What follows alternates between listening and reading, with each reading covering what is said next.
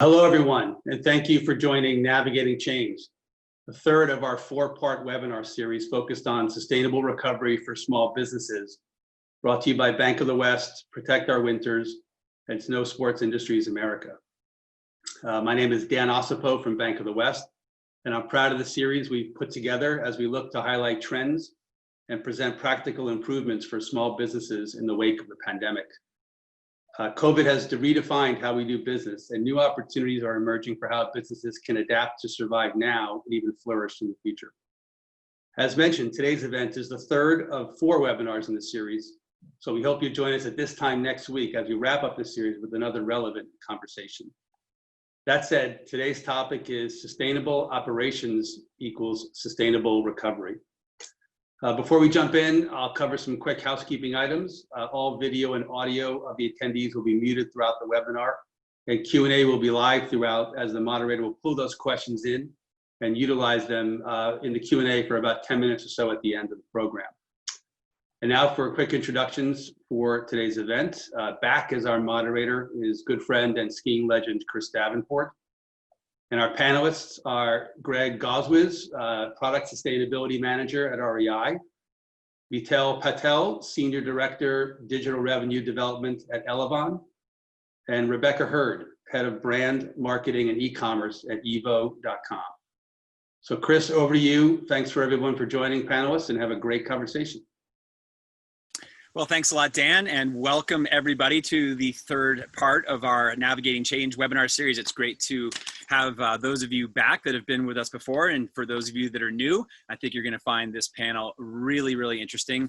I'm your moderator, Chris Davenport, professional skier, U.S. Ski Hall of Fame member, and I love talking all things outdoor industry, especially small business stuff. So this webinar series has been really interesting. Three themes that we really want to get across today with our panelists are just practical suggestions that you all can use in your own business, supply chain issues, drilling down more specifically into sustainable supply chains, and how do we build back better? How do we come out of this crisis stronger than we were before, more nimble than we were before? So with that said, I'd like to have the panelists introduce themselves and talk about a little bit about what sustainable recovery means to you. Rebecca, why don't we start with you? Great. Hi, everyone. I'm Rebecca. A little bit of an introduction. As Chris said, I'm head of retail, e-commerce, brand and marketing at Evo. Prior to that, I was vice president of digital marketing and CRM at Lululemon. And then prior to that, 5 years at Apple in their retail and digital business. So yeah, as we think about this, we're really thinking about how do we stabilize the business and continue to make educated bets that will allow us to grow in future when we come out of this time that we're in, which we will. And when we think about stabilizing the business, we're really thinking about three kind of key areas. So first and foremost is our employees. So our employees, our people, our frontline staff are our most important investment. They're obviously one of our highest costs, but over the long term, these are the people that really pay the highest return to us and really to any kind of business. And so we're really looking at how do we keep those employees engaged? How do we keep them safe? And how are we really working with them on a day-to-day basis so that we're really in tune with what's going on out there in the front line of retail.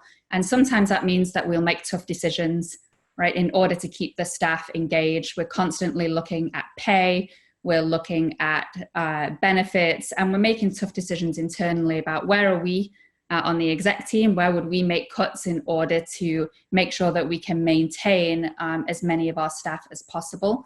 And then we're looking at our community. So our community as a retailer, it's not just our customers, it's our vendors, it's our suppliers, it's our brand partners. And really how we work with them at this time is really going to define our relationships in the future. And so we really want to make sure, and we encourage you to make sure that you're in win-win relationships with all of these suppliers, your community, whatever that looks like at this moment. And then finally, we are going back to the strat plan that we had at the beginning of the year, pre-COVID. And we didn't just throw that thing out the window. We're constantly dusting that off And we're looking at, okay, we said we would make these investments. Actually, which ones still stand true at this time? And we're reviewing this monthly and saying, okay, actually, there are some bets on here that might help us weather another storm and set us up for growth as we come out of this time. Great, thanks, Rebecca. Mital, let's go to you. Yeah, first of all, I want to thank you for having me here to provide my perspective on what I'm seeing and then on today's panel. So I work for Elavon, as mentioned earlier, a payments processor and a merchant acquirer. So my role is very much focused on our digital priorities. So, and ensuring that, we provide great customer experience from a software perspective, from a payments processing perspective to all of our merchants and partners. So before I begin, I just want to say that I think we all know that the coronavirus pandemic has transformed the way we do business, the way we shop, the way we eat out, the way we spend our leisure time, and the list goes on, right? The changes are reshaping consumer behavior and demand patterns and forcing businesses to reimagine how we recover, how we organize, how we operate. And I believe at the heart of that transformation is the digitalization of the customer experience. And what that transformation looks like is going to differ and will differ by industry, right? So for most, it will include things like updating your point of sale checkout experience with touch-free and contactless experience and payment options. For retailers and restaurants, enabling customers to complete everything they do online or curbside, or from initial research to purchase to returns have become really critical. For the service industry, automating billing and invoicing, for instance, will be the new norm, as will the ability for customers to book services at point of sale and pay via a link sent to your phone. So traditionally, small businesses specializing in restaurants and retail relied really heavily on foot traffic and the support from their communities. Now, due to COVID, many small businesses were not equipped with the online shopping channels to sell their products. Restaurants that did not have online ordering, for instance, for curbside or delivery, were unable to stay open. So many went out of business, unfortunately, but several businesses had to adapt quickly and figure out different ways of reaching their customers and delivering their products. Whether it's via digital channel, over the phone, curbside pickup, delivery, right? These are all the methodologies that businesses had to adapt. So when it comes to sustainable operations and recovery, it's not just about having the right mindset, which is of course crucial in this day and age, but it's also about having the right set of tools, especially digital tools at your disposal to combat any shift in consumer behavior in the future, whether they be enabling contactless payments, having an e-commerce presence, digital marketing strategy, automating several business tasks. These are all crucial things to not only survive during these challenging times, but also come out on the other side much stronger and resilient, especially when the future is very uncertain. Thanks, Mital. Great comments there. And we're going to talk about consumer behavior here in just a minute. But Greg, why don't you go ahead and introduce yourself and your thoughts on sustainable recovery? Thanks, Chris. Hey, everybody. I'm Greg Gausewitz. I lead product sustainability at REI. And hopefully many of you are familiar with REI, but we are a retail cooperative focused on getting folks into the outdoors based in Seattle. In my capacity working on product sustainability, I get to work both with REI's private label design and sourcing teams to really make sure that sustainability is at the heart of how we design and bring products into the world. And then I also get to work with the third-party brands that we carry as part of our retail business. And maybe some of you on the line today are actually brand partners of ours, so thanks for your partnership. When we think about sustainability during this pandemic and during the recovery, we're really focused on maintaining our commitment to fighting for life outdoors. As a retailer, we're 100% focused on getting people out into the outdoors to live an enriched life. And as part of that, we're committed on fighting for life outdoors and really minimizing our footprint on the environment. We've seen a fundamental shift in the way business gets done, as Mital alluded to. And as part of that, we've had to react to a lot of different kind of dynamic changes to the way consumers shop, to the way that brands are getting product through their supply chain. And as we react to these different shifts and twists and turns to the business world, we're really focused on making sure that sustainability continues to be a priority and that we continue that fight for life outdoors. So looking forward to kind of chatting about how REI and others have navigated the last few months during the pandemic. Yeah, I'm really looking forward to your insights as well. The last few months, if we've seen anything in the outdoor industry, it's been an incredible shift or change in consumer behaviors. We were talking sort of before the webinar began amongst ourselves about how some of the activities in the outdoors are just booming right now, whether it's hiking or canoeing or cycling, things like these, or people are really trying to get outside. And so, Rebecca, I want to start with you, but then Greg, maybe you can comment as well. Let's talk about consumer behaviors and how they've changed during the pandemic and what you've seen as it relates to your own business, both brick and mortar and online.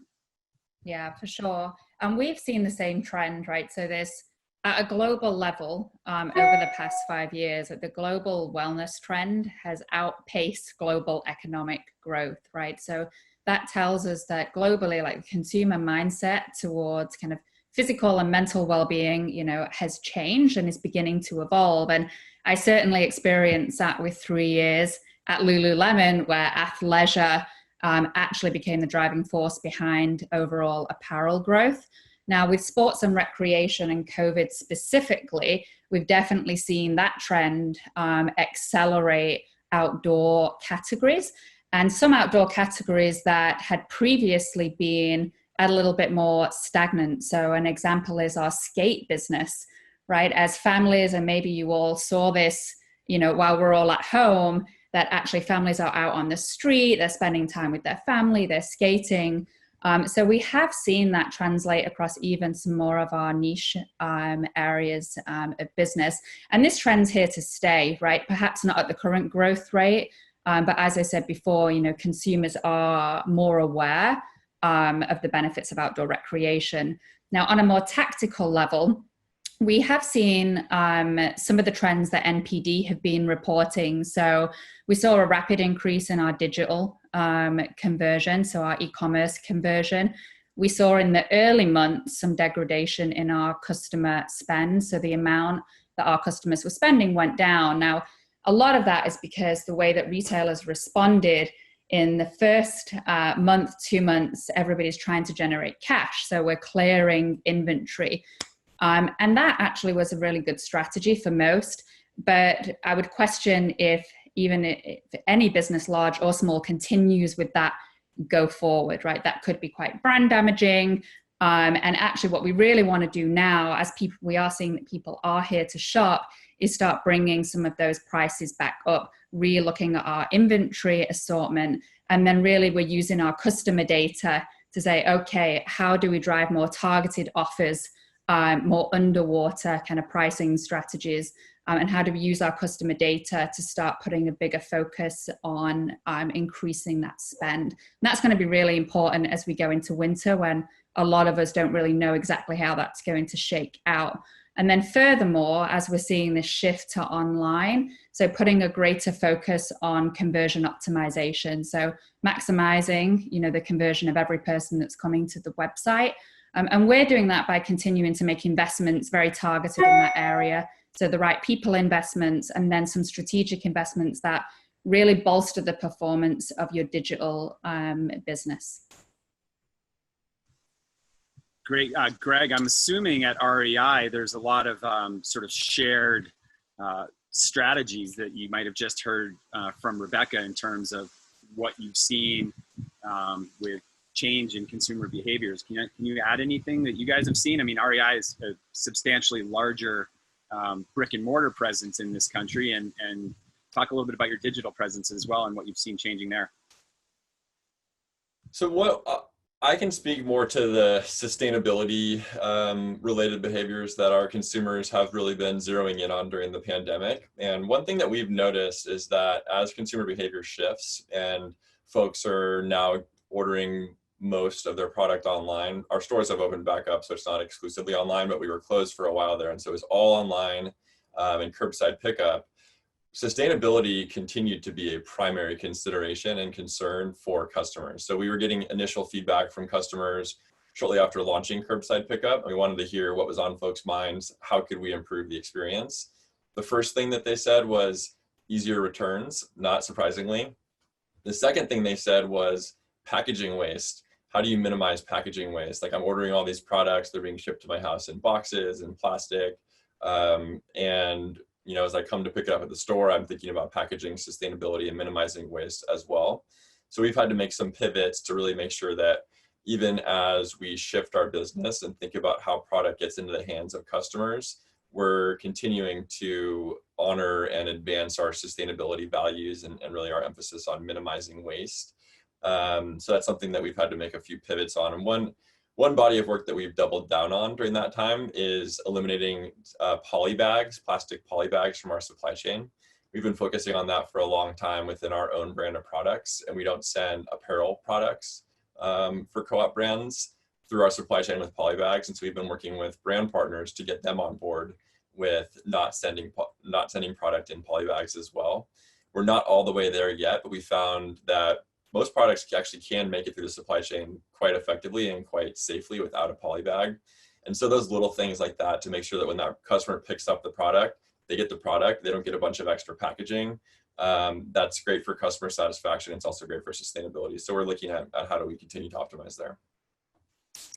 Oh, that's great. I want to come back to the sustainable supply chain in a little bit, but just a quick anecdote. When I, in the fall, typically receive apparel from my clothing sponsor, I get really excited and I'm like, oh, all this new stuff. And then I open the box and there's all this plastic poly bags, and it's this emotional roller coaster where I all of a sudden am like really depressed by the whole thing. So I'm really glad to hear that you guys are working on that, and I want to hear more about that in just a minute. But Mital, now I want to go to you. As a lot of companies are shifting from traditional brick and mortar presence to online and digital, what are some of the pain points, if you will, or challenges that they're facing, and perhaps some solutions for making that transformation a little bit easier? Yeah, so I think the biggest challenge is how do I keep up with all these changes in consumer behavior, right? With lockdowns, with consumers being able to go out now, and then additional lockdowns coming in, and what the future looks like, right? So how do I keep up with all these changes? So I think small businesses need to think digital strategy as a complement and not a replacement to brick and mortar, right? To ensure consumers have multiple avenues to connect with your business as a hedge against additional disruptions. So your existing customer base is looking to connect safely and securely, but you have to give them multiple ways to purchase your products and services. You have to know your customer base and understand that many will come to your physical store no matter the circumstance or what's happening out there. And there are others who will feel only comfortable coming to your store if they know that you have proven to have some kind of processes to take care of their health and safety really seriously. And then there will still be a group that will only come out maybe to your store after a vaccine is produced. Let's just say that. So in order to steady your sales, it's really important that you're thinking about all of the different types of consumers, the personas who buy your products and services. Keep omni-channel and omni-commerce as a mindset, because seamless customer experience from a virtual single terminal, for instance, is crucial. Whether consumers shop via mobile, whether they shop on their computers, in store, over the phone, the customer should have a frictionless and very similar experience with whatever channel they use to buy and get connected with your business. Another big pain point is, how do I keep track of my inventory and payroll? Because, the shift in the business model that they're not used to. So when you use multiple shopping channels to get your products out to the consumers, it may get a bit daunting to stay ahead of your inventory management system. Ordering too many products, for instance, can have your cash flow tied up. Ordering too little can have a horrible experience for your customers if they're looking for a specific product and you don't have them in store or on your e-commerce website. So many payment software companies are out there that will integrate with your financial management and accounting systems, making it very easy to manage inventory real time. So automating several of these tasks are crucial, and it will keep your business ready for any shift in the consumer behavior in the future. Also, many businesses had to pivot and change their processes for payroll processing, for instance, and delivery. I would suggest, for small businesses who are not used to doing automated solutions or using a software to do those kind of tasks, use them, because it really helps you manage the tracking and process payroll, making sure that that you switch your delivery method to direct deposit to avoid paper checks. This is also helps your employee safety. So I think in the end, many of the problems experienced can be solved by just having an open mind, ask for assistance from your partners, and evolve and adapt quickly to stay competitive in the market. Thanks, Mital. Those are great practical solutions. I want to just kind of continue with you along those lines. We're talking a lot about the outdoor industry here. Of course, we've got evo.com and REI. Are there some things that you might have seen in other industries that maybe the outdoor industry hasn't been paying attention to, or things that are unique that we could use in the outdoor industry? Yeah, I think from an outdoor industry perspective, there are always, from a small business perspective, there are always software companies and tools out there that business can utilize. And again, it's not just from from a restaurant or retail where they need to set up an online. It's also services, right? If you're providing a service, there are a lot of solutions out there, software companies that will really help you get up to speed immediately online and figure out a really healthy and safe way for your customers to transact and conduct business with you. And in the end, it's all about, how do you reach out to your customers? Let them know that you are there no matter, whichever channels they want to use, and then that you're providing constant updates. And I think another great tool is social media, right? So social media is a great tool for you to get real-time updates to your consumers, whether you're shifting, whether you're, launching curbside, whether you're launching on e-commerce website. So, and again, this is not just for restaurants or retail, but I think it applies to a lot of different industries out there that can get the word out. Because I think from a local community perspective, a lot of customers are really wanting to support you. They just need a way to get to you. I really like the comment about social media. And Greg, let's go back to you talking about supply chains and sustainability. Does REI utilize social channels at all to talk about your supply chain? I mean, you mentioned trying to get rid of poly bags and things like that. As a consumer myself, if I was to read that, that would be really attractive. It would attract me to a brand like REI. So what are you guys doing in terms of connecting sustainability and your sort of social messaging? We have a lot of different ways that we interact with customers, and one that we launched relatively recently is called Rei Conversations. And so it's a place for our customers to actually come to our website and interact with us, and they can ask questions. And it's both interacting with other REI members as well as interacting with REI staff. And we do find that a lot of times customers ask questions about how a product was made, what materials went into it, how sustainable are those materials, what type of packaging was used, was it wasteful or not, how are the people who made the product treated, and things like animal welfare for products that contain animal derived materials and things like that. So that actually is a really, really powerful way for us to engage with customers and for us to get our message out. And we find that sustainability is a consistent theme among our customers. So I think, especially in the outdoor industry, there's a huge appetite for that type of engagement from a customer and a brand. So I think it's important for all brands, even small brands, to think about how are you getting your message out. A customer wants to know how the product was made and how you're getting it to them. And if you have a compelling story to tell, there's opportunity to proactively tell that story. And so we look for opportunities to do that as well. That's great. I want to just mention a couple things here. For all of our attendees that are watching our webinar, you can post your questions in the Q&A at the bottom. And towards the end of the webinar, we'd love to take some of your questions. So be thinking about that. If something comes up, you can post it there. Greg, just kind of stepping back a little bit, we're throwing around the word sustainable and sustainability when it comes to supply chains and when it comes to products. But I want to drill down a little bit into what that really means. So what is a sustainable product to you, and what is a sustainable supply chain? Because it might mean something different to a consumer than it does from a brand or a retailer. That's a really good question, and that word tends to be used in a lot of different ways, and it can be quite ambiguous, as you mentioned. So we, as an outdoor company, start with the fact that every outdoor adventure starts with a piece of gear, and you need to have the right gear for your adventure to be successful and for it to be safe even. So we know that products are critical to enabling these outdoor adventures. We also know that every product has a footprint. And some might even argue that there's no such thing as a truly sustainable product, because every product does have a footprint.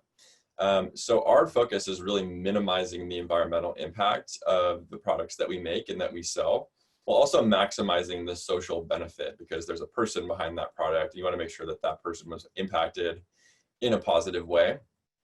When we think about minimizing the environmental impact of a product, we think a lot about the materials that went into making the product. For most products, the material manufacturing component of that product's life represents the single biggest environmental impact. So we look at things like recycled materials, or we look at Blue Sign certified materials, which is a third party that certifies materials and the inputs to those materials, and thinks about things like resource efficiency in manufacturing. So minimizing materials impact is hugely important. And then once that product has been made, the single best thing you can do for it is to keep it in use for as long as possible and support your customers in getting the maximum amount of use out of that product. So for things like supporting customers in repairing the product, that's a big focus. Also, something that we've really focused on the last couple of years is getting that product into the hands of another customer. So if you buy a rain jacket or you buy a tent and you use it for a few years, and then you decide you're not using it anymore, but it still has life left in it, we want to get that product back from you, and we want to sell it to another customer. So we have a used gear platform that you can access on our website. And we actually recently launched an opportunity for customers to sell products back to us. So that's kind of how we think about sustainability, is minimizing the environmental impact and then keeping that product in use for as long as possible, and then maximizing the positive benefit on people in the supply chain. And there's a variety of different organizations and tools that folks can get involved with to help them basically pursue those different outcomes. I don't need to go through and go down a rabbit hole on each of them, but there's tools like the Higg Index that you can use to assess your supply chain and identify how to improve. There are groups like Fair Trade USA that you can work with to certify your factories and your products to fair labor standards. There's a social labor convergence project and a handful of others. Happy to dive in more detail if folks want to hear more, but that's kind of how we think about product sustainability and supply chain sustainability. That was great. I've got like all sorts of other questions, and maybe our moderators can throw up a couple of those indexes that you just mentioned in the chat. So if people want to click on that. One more question for you, Greg. If I was to come into an REI store with you and you wanted to hold up a product as a shining example of sustainability, is there one product that you can think of that's just doing it right? I know I'm putting you on the spot to call out maybe an individual brand or whatever, but I'm just curious about if there's one product that's really done right. It's a tricky one, and I have a hard time pointing at one product. But when I think about product sustainability, you have to think about innovation. There's new materials and new manufacturing practices that are being implemented, all the time. So you could think about a new rain jacket that's PFC free, which is a chemical that is often used in water repellent finishes that also has some undesirable environmental impacts. So you could look at like the North Face Future Light jacket that they just announced recently, and that's a highly innovative product.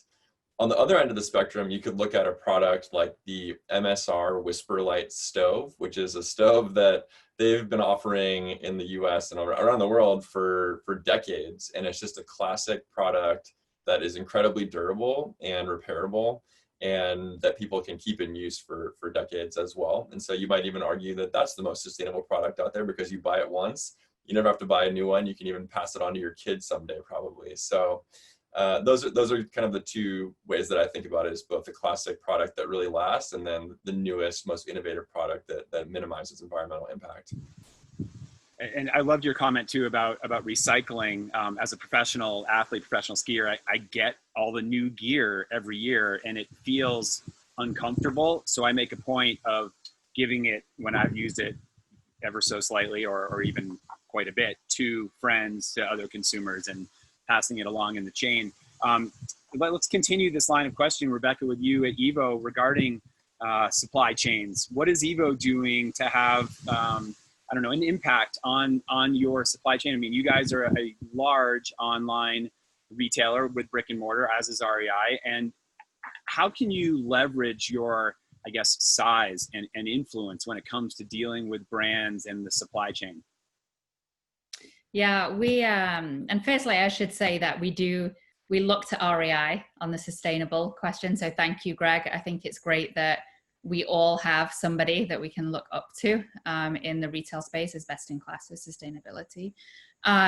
So on the supply chain, yeah, first and foremost, when it comes to partners, the first thing that really we focused on and would encourage everyone else is just really transparent, open communication with your vendors. So, interestingly and, anecdotally, what we heard from a lot of brands was actually there are a lot of retailers that they didn't really communicate at the beginning of COVID. They canceled orders by email. There was no, dialogue. And we've really tried to avoid that.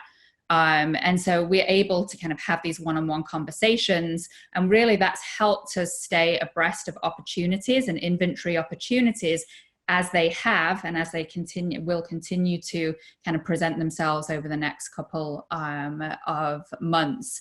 And, not to shy away from the fact that we did have to have some difficult and frank conversations at the beginning, right? So really looking at resizing, our orders, looking at more of a skeleton fiscal plan for the year, but then also looking at kind of a middle case and a best case planning scenario. And again, sharing that with our brands, with our suppliers, so that we could start playing in a range and that our vendors and suppliers and brands, they could have in their mind that perhaps actually we're only ordering at X, but there is the potential for Evo as our partner to scale up to, Y and Z. And that's actually worked out really well for us. So we have been able to take more opportunistic buys as we look to winter, thinking about winter, and we know we get this condensed amount of business in a short amount of time, which for any distribution center or logistics team is already a crunch. So we can get ahead of that, right? We're bringing in some of the winter orders early. And this is particularly important in the age of COVID, where in your supply chain, you've got your distribution center staff, essential workers that need to be safe, right? So a lot of productivity has dropped and slowed down, across the supply chain. So work around that. How can you throttle and bring in your inventory so that you can keep your team safe and then really not kind of overload the machine? And then we're working with our brand partners to say, okay, let's bring inventory outside of North America and be open to that. That's a great help for brands right now as well. And we know in certain sectors that there is kind of a shortage of inventory. Bike is a great example of that right now. And then finally, be in discussion about what excess inventory is out there. And are we willing to take some bets on that? Even if people don't buy it this year, could we then move some of that inventory to close out and have, a good price differentiator next year? And then I guess the final thing is with all of the brand partners, is it's really easy to just be focused on this year, right? But, our brands are buying a year, 2 years out, in some cases designing product 3, 4, 5 years out. So we're still being in a conversation with them about what does the next 2, 3, and 4 years look like. That's great advice. It reminded me of one of the interesting tips that came out last week. It was actually from Ben Stewart at Bank of the West. One of the things that worked really well for them early on was just calling their clients, calling their consumers, picking up the phone and just saying, how are you doing? What can we do to support you, to help you, like Evo might do or REI might do to a brand that you work with. So Rebecca, one more question around the supply chain, because I did put Greg on the spot. Is there a shining example that you guys have seen at Evo where you're like, wow, these guys are really doing it right, or this product is really done right? In terms of sustainability or just a response to kind of COVID at this time?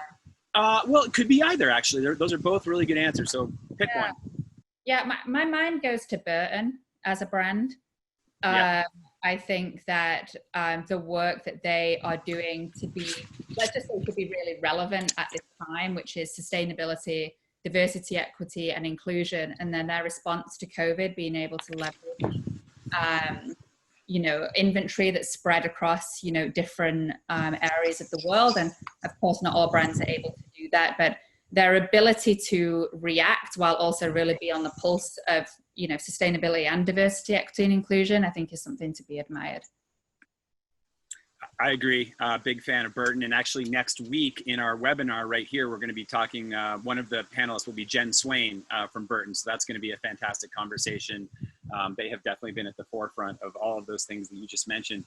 All right, Mital, I haven't forgotten about you. We're having this great supply chain conversation here, but from your perspective, and you touched on this a little bit earlier, could you share some innovations that you might have seen in businesses in the outdoor industry or that you've seen personally that our attendees today might be able to use to stay operational? I mean, this could be things you've seen in retail or in restaurants or hotels, what have you.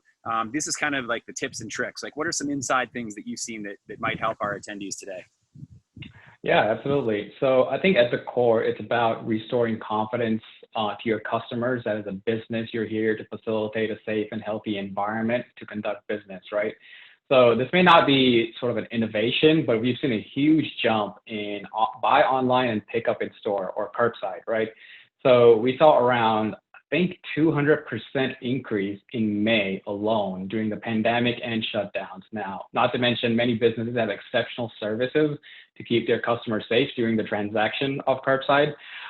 There was a survey done by Payments.com that showed 59% of customers said that they will continue to use curbside even after the pandemic. I'll be honest, I am one of those customers. I tried it for the first time when the pandemic happened, and I was hooked. It was so easy. A lot of the stores make it very safe. Makes you feel like they really care about you, that they want to continue to serve you as a customer. So I think that's a curbside one is a really good one. Now, again, I don't think curbside is a temporary solution, and it should not be a temporary solution for businesses. It should be part of your ongoing strategy, right? To continue to serve customers via multiple different avenues. Another thing we're seeing is rise in contactless payments and touchless experience, including the use of digital wallets. So I'm sure you've heard of things like Apple Pay, Samsung Pay, even PayPal. That's at the top of the digital wallet, right? So most card issuers have actually added the touchless and contactless technology to physical cards. So this gives, of course, the consumers without smartwatches or smart devices without digital wallets the ability to enjoy a touchless experience by just waving your card at a terminal, right? It's the NFC terminal, the near field communication. There are 175 million contactless payment cards in the hands of U.S. consumers. So it's safe to say that merchants will need to ensure that they are providing a safe and secure environment for their customers to make payments.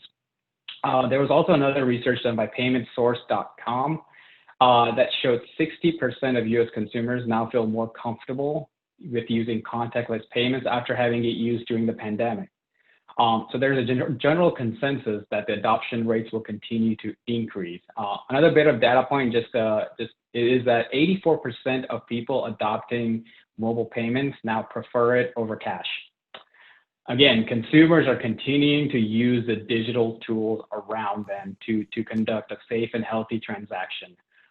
We've also seen numerous software companies coming out with things like QR codes to provide menus and paying for your meals when consumers, feel safe enough to even go to a restaurant. There was actually a restaurant here up in Knoxville that did it once, and I was just blown away. That's the first time I've seen somebody do a QR code. The QR code is right there on the table. You scan it, and then you're able to see menu. And at the end of the transaction, there's another QR code.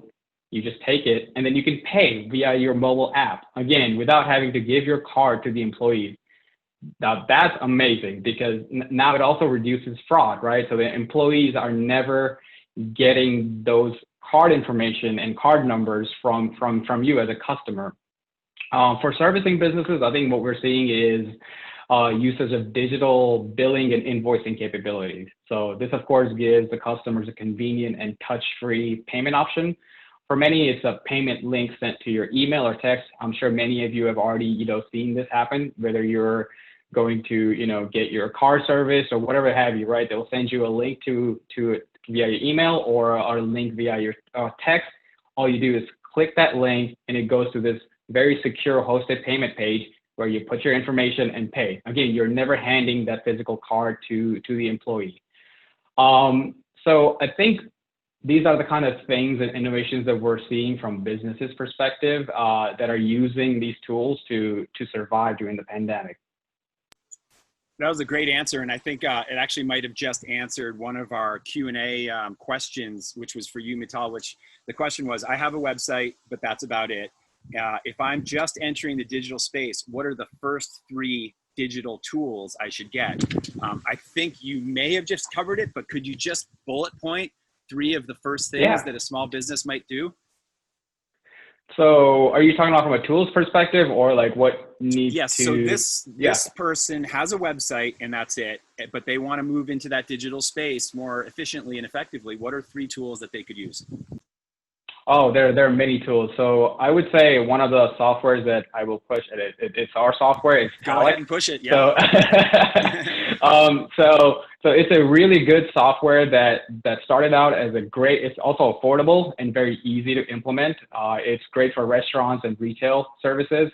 So what they do is when you just have just a simple website with, contact us page and things like that, they can create that inventory for you. And they also have a very user-friendly UI.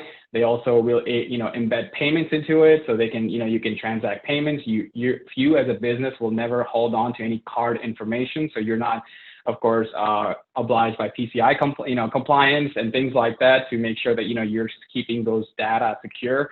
It's all done by a software company. So I would say Talik is a great software. Another one is Wix, and that's a little bit more popular out there. It really makes it easy for you to start your digital presence.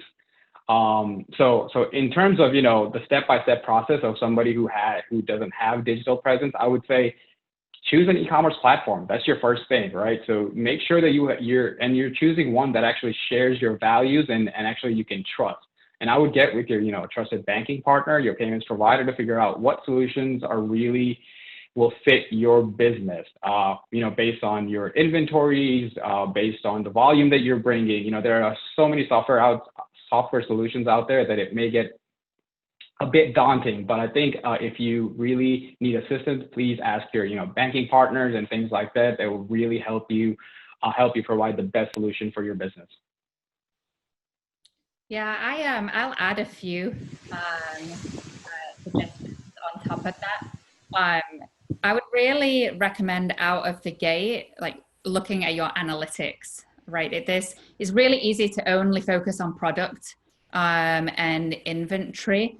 But if you can start to learn how people come to your website, like how they're moving around, what's working and what's not working, this is really going to set you up a lot better in future, particularly with planning, right? The best financial planning is when you can put more what would be called clickstream data, how people are moving through your site, together with product data. And you can just start out with a free version of Google Analytics. And then maybe once you get bigger, you can kind of upgrade, but the free would do for now. The second piece is have some kind of CDP. This is a customer data platform. Now, again, you don't need to invest in this out of the gate. It could be as simple as a Excel spreadsheet, something with Microsoft Azure, but we really need to know who your customers are. And again, this will help you up for more robust planning in future. Now, a lot of retailers did not do this. So the traditional bricks and mortar, who are worth billions of dollars today, now have to go back and invest a lot of money to put the right kind of processes in place. And remember that CDP, it used to just be a piece of paper with someone's email address and name at the store. So if you can just shift that into a spreadsheet, even that alone will just set you way more up for success later on in knowing who your customers are. Those are all fantastic points. I think we definitely answered our friend's question for digital tools. Thank you, Mital and Rebecca, for that.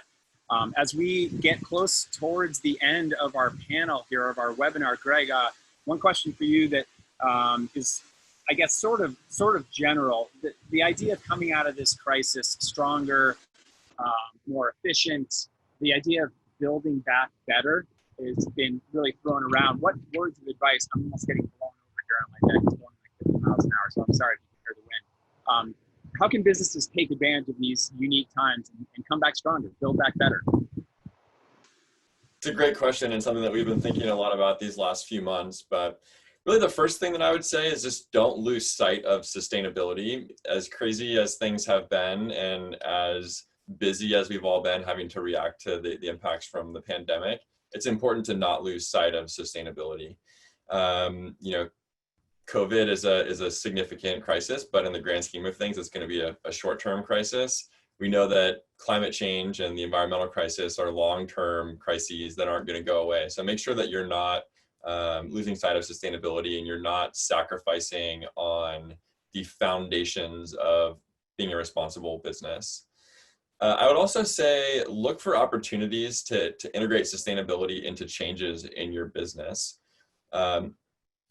Myself as a sustainability professional, you might argue that my job is trying to change business, and it can actually be really hard, especially working for a larger organization, because you have your company structure and you have your business models, and those things don't change quickly or easily. And so right now, for better or worse, we're seeing change. And as you react to these changes and you're thinking about which business models you might want to grow coming out of this pandemic, or which you might want to shrink, and how you want to resource different initiatives, think about sustainability. And then when you regrow the business and things start to get a little bit more steady and stable coming out of this, you'll have sustainability built in. And then the last thing I would say on that is I expect sustainability to be increasingly important coming out of this crisis, not less important. And we're seeing consumers continue to really care about and prioritize sustainability as they decide which products to buy and which brands to shop with. We also see large companies like Amazon building out robust sustainability teams. So if you're thinking about selling into a retail customer, even the big players in the industry like Amazon, they increasingly care about this. Nike and Nordstrom are two examples of companies that just recently made additions to their website to highlight sustainability more prominently. So just make sure you're setting yourself up for the future and not losing sight of sustainability. That's a great answer, Greg. And actually, it speaks to one of the questions from our attendees.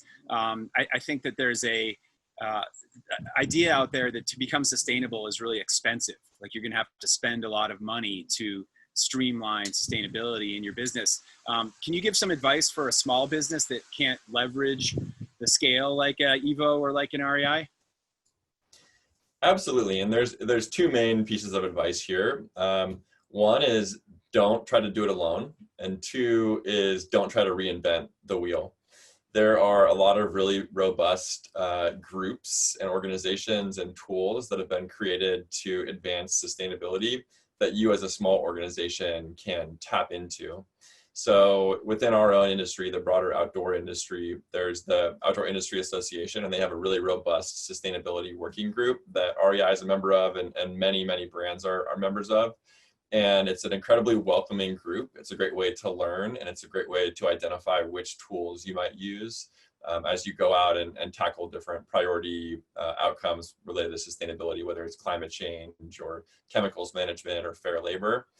One particular initiative that they're working on right now is called the Climate Action Corps. And it's really meant to enable brands of all different shapes and sizes, very much including small brands, to understand their contribution to climate change and their carbon footprint, and to empower them and enable them to go out and reduce that footprint. Climate is a great example of a topic that's incredibly complex and incredibly daunting to a small organization. So again, in the spirit of not having to reinvent the wheel and try to go tackle climate change on your own, it's much easier and more effective to join an initiative like this Climate Action Corps and frankly have a little bit of hand holding as you go through trying to understand where your biggest contributors are across your business to climate change, and then figuring out how the heck you're going to go out and reduce that contribution. Another couple of groups that you might consider, there's People for Bikes organization has a sustainability working group. There's Textile Exchange, which has a bunch of sustainability standards that apply to materials. So I think one of the other questions in the chat was, sustainability can be more expensive. How can I do this more affordably? And again, it's sort of tapping into these standards that already exist and these things that your suppliers might already be doing. Like they might already be certified to a certain standard, and you can just go choose that supplier or that material.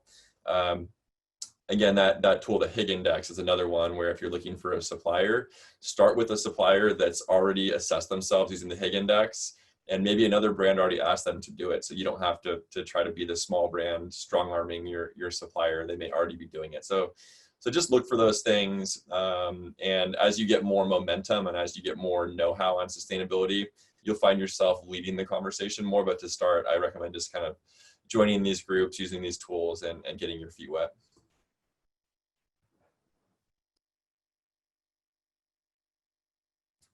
You're on mute, Chris. Sorry. Thanks for that, Greg. I knew I was going to do that once. Our moderators have been putting up a number of these orgs that you just mentioned in the chat. So for all you attendees, definitely check out the chat. You can click on some of those and open those sites there. Rebecca, one more question that came on the Q&A was along the lines of eliminating printed catalogs and samples. Is that something that you at Evo, I mean, you deal with so many vendors. Are you seeing that as a trend in sustainability across the board? Is this kind of new, or do you think it's going to grow? Are people getting rid of full sample sets and getting rid of printed catalogs? Yeah, it's something that we don't ask for on the printed catalog side from our brands. We ourselves really try to eliminate as much print as possible. And, we are majority digital, so that certainly helps. And then some of the brands, some of our largest partners and the brands that we continue to align ourselves with are really leading the pack here, the Patagonias and the Burtons. So we are certainly able to kind of leverage the work that they're already doing in this space. Fantastic. Yeah, I'm definitely seeing that in the ski industry, sort of the industry that I work in more specifically. There's a lot of companies moving to get rid of any kind of printed materials and working on their packaging, Greg, as you mentioned earlier.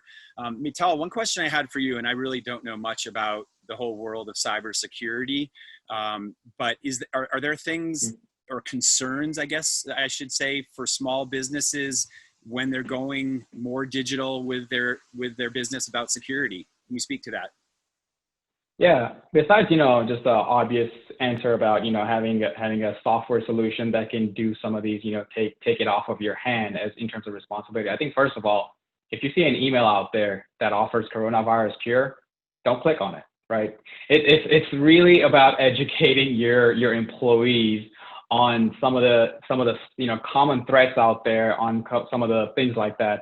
So there was actually a study recently done by Verizon that showed phishing is the biggest threat for small businesses out there. I believe over 30% of all breaches out there right now. So the best piece of advice I can give you is to educate yourselves and your employees on potential fraud schemes, common threats. You can always turn to anti-malware softwares and other software tools that are out there that can, but even then, I think your employees should have the training and understand how to keep your business safe. There are tons of materials out there. There are tons of training tools online. Resources are plenty online where you will find lists of best practices.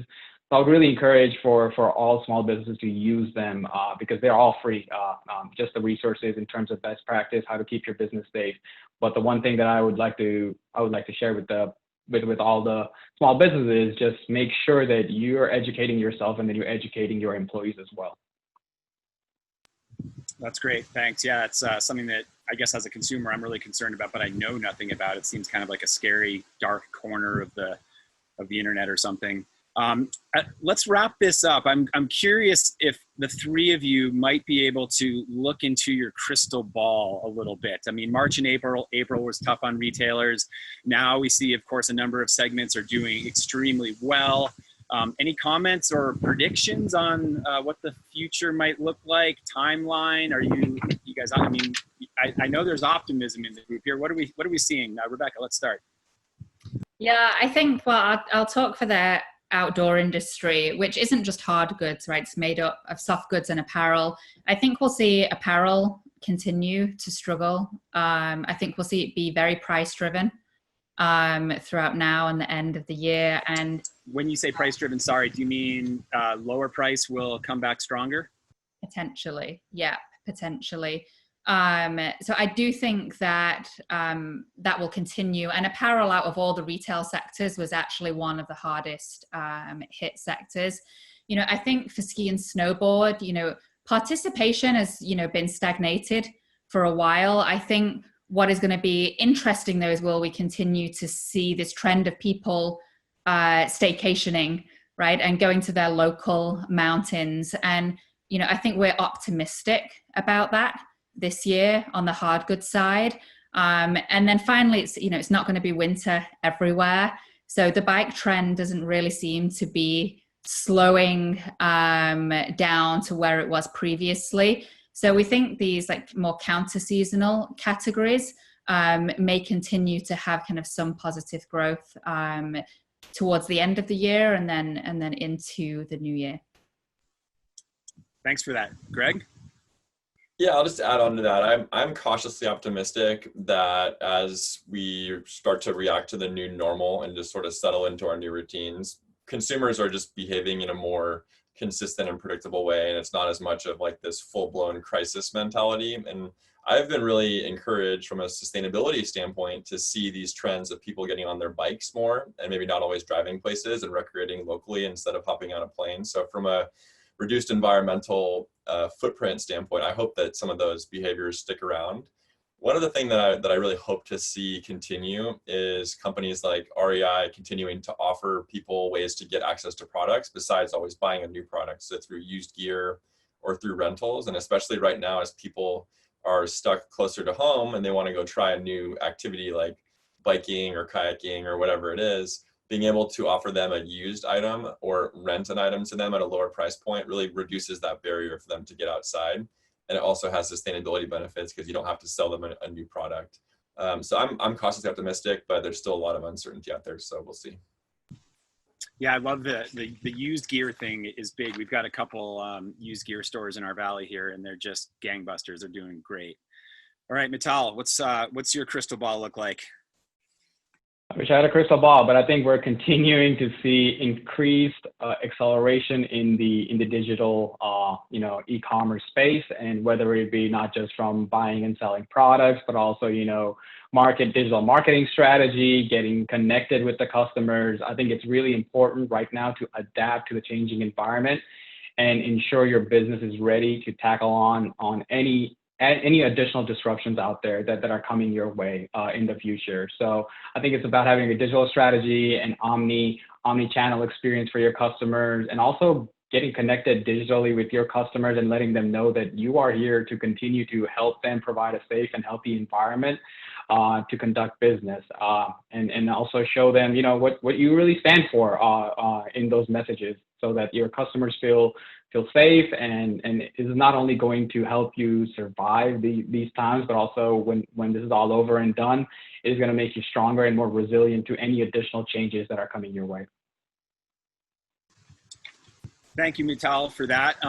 One more question here before we wrap this up.